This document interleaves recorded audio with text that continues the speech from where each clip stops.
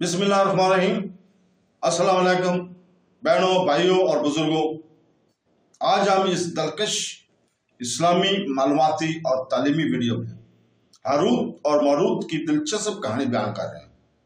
इन पुरस्कार शख्सियतों के पीछे की सच्ची कहानी से पर्दा उठाते हैं और कदीम अफसानों में इनकी अहमियत का पता लगाते हैं। तो दोस्तों, इसके लिए सबसे पहले हमें सूरह अल बकरा की आयत नंबर 102 का तर्जमा और तफसीर पढ़नी होगी, जिसमें अल्लाह ताला ने फरमाया, जिसका तर्जमा है, और ये सुलेमान के अहद हुकूमत में इस जादू के पीछे पड़ गए जो शैतान पड़ा करते थे, और सुलेमान ने कुफ्र ना किया बल्कि शैतान काफिर हुए जो लोगों को जादू सिखाते थे। और ये तो इस जादू के पीछे भी पड़ गए थे जो बाबल शहर में दो फरिश्तों हारूत और मारूत पर उतारा गया था, और वो दोनों किसी को कुछ न सिखाते जब तक ये ना कह लेते कि हम तो सिर्फ लोगों का इम्तिहान ही ले रहे हैं। ऐ लोगों, तुम अपना ईमान जाया ना करो।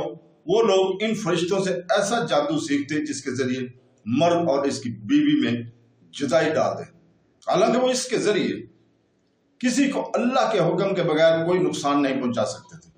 और ये ऐसी चीज सीखते थे जो इन्हें नुकसान दे और इन्हें नफा ना दे, और यकीनन इन्हें मालूम हुआ कि जिसने ये सौदा लिया है आखिरत में इसका कुछ हिस्सा नहीं, और उन्होंने अपनी जानों का कितना बुरा सौदा किया है। क्या ये अच्छा होता कि अगर ये जानते?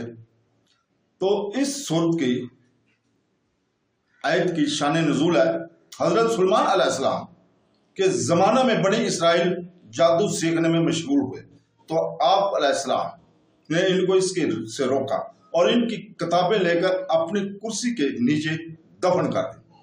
हजरत सुलेमान अलैहिस्सलाम की वफात के बाद शैतान ने वो किताबें निकाल कर लोगों से कहा कि हजरत सुलेमान अलैहिस्सलाम इसी के जोर से सुल्तनत किया करते थे। बनी इसराइल के नेक लोगों और उलमा ने तो इसका इनकार किया, लेकिन इनके जहल लोग जादू को हजरत सुलेमान अलैहिस्सलाम का इल्म मानकर इसके सीखने पर टूट पड़े। अंबिया किराम की किताबें छोड़ दी और हजरत सुलेमान अलैहिस्सलाम पर मुलामत शुरू की।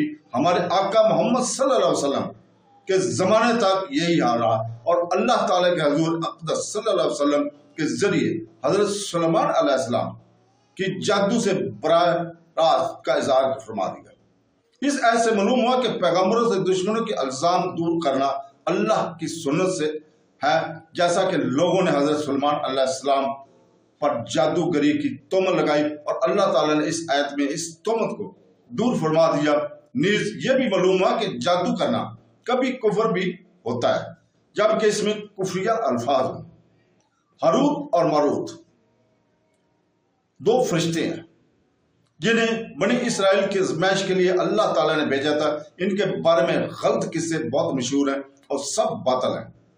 आला हज़रत इमाम अहमद रज़ा खान अलैहिस्सलाम और मारूत के बारे में जो कलाम फरमाया, इसका खुलासा यह है कि हारूत और मारूत का वाक़या जिस तरह अवाम में मशहूर है, अइम्मा कराम इसका शदीद और सख्त इनकार करते हैं। इसके तफसील शफा शरीफ और इसकी ज़रूरत में मौजूद है।